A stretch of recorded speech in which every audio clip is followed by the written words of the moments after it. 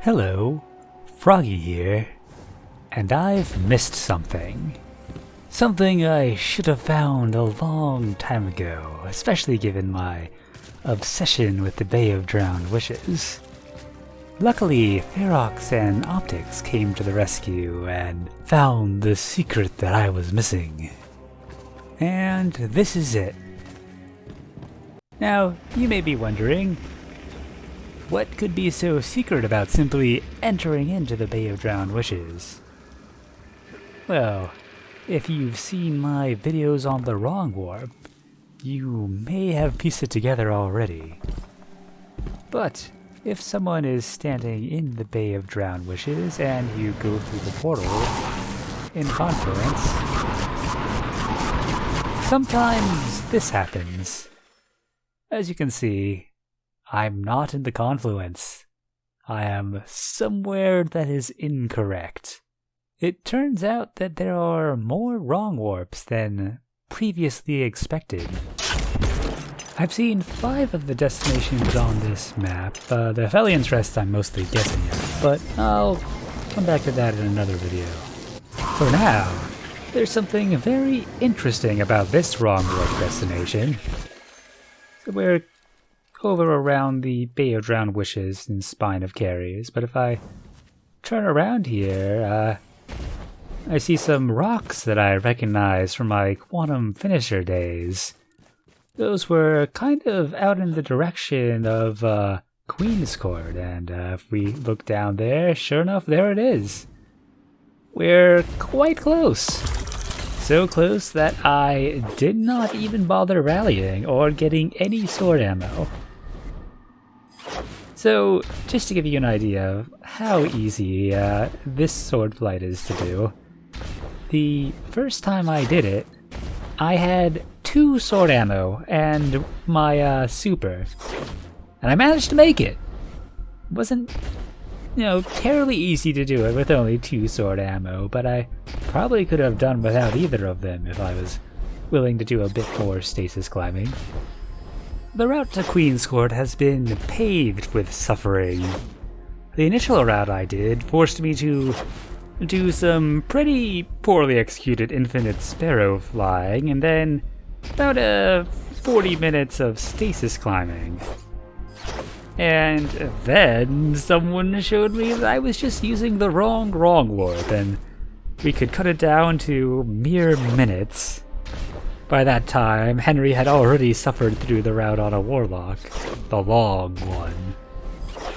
So, back when we could have mini-mans in a fire team, we decided to see how many people we could get out to Queen's Court. Among that group of guardians was Ignis. Ignis had never sword flown before, and what better place to learn than one of the top 3 most difficult sword flight routes I do.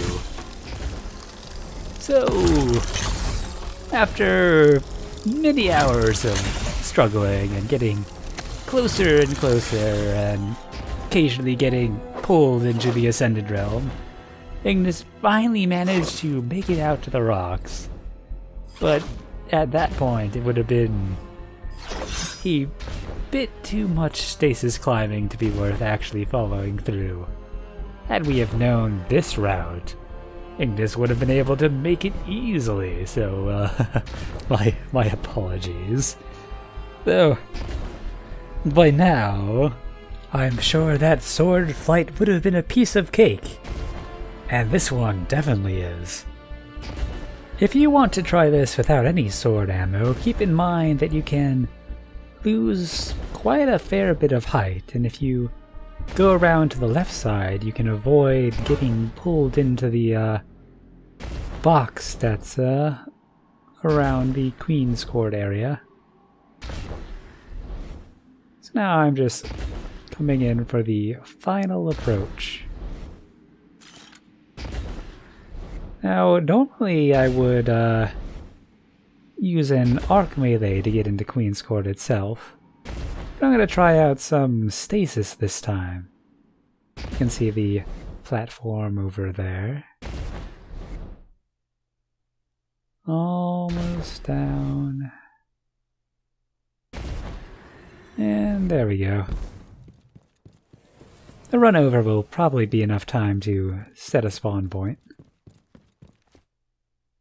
And let's see about dropping in. It's a little tricky because we'll lose our abilities when we get close. Oh, there's the pole. And, oh wow, that's a little bit too slow.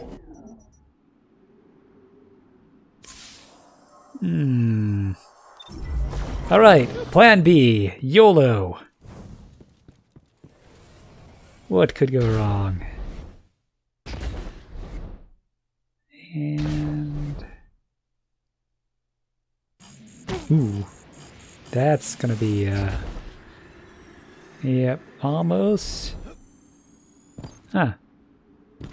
Well, we kinda made it. And no stasis climbing. Close enough for the music, though. I'm not gonna give in just yet. Let's try that one more time. So maybe I can do something tricksy here.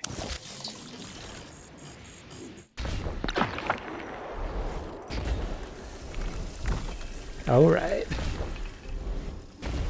That's a little something I've picked up by getting pulled into the edge of the box too many times and having to throw a desperate stasis nade to save myself.